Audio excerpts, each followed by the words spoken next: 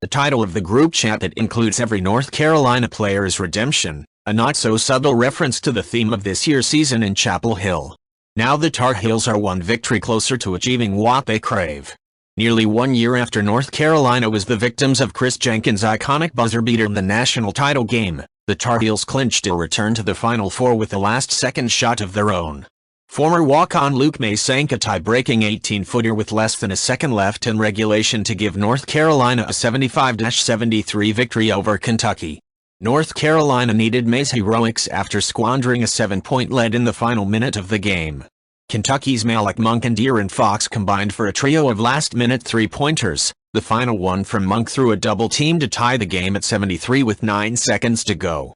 As is his custom, North Carolina coach Roy Williams did not call timeout, preferring instead to let his team attack a defense that wasn't set. Theo Pinson sped up court, forced Kentucky's defense to collapse on him and kicked Maye spotted up just inside the arc on the left wing. At the Final Four next weekend in Phoenix, North Carolina will be the only familiar face.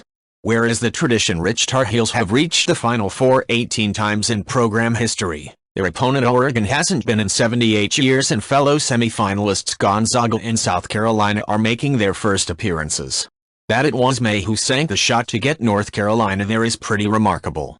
The 6'8" sophomore averaged a modest 14.2 minutes per game this season for a star-studded team, but he has excelled in the NCAA tournament, scoring 16 against Butler in the regional semifinals and 17 against Kentucky on Sunday.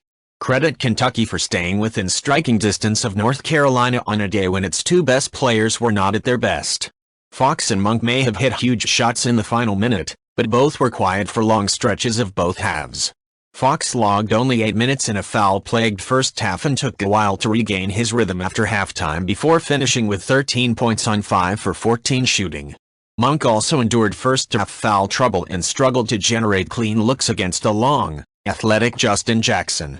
Helping Kentucky stay competitive was interior standouts Bam Adebayo and Isaac Humphries, who combined for 25 points.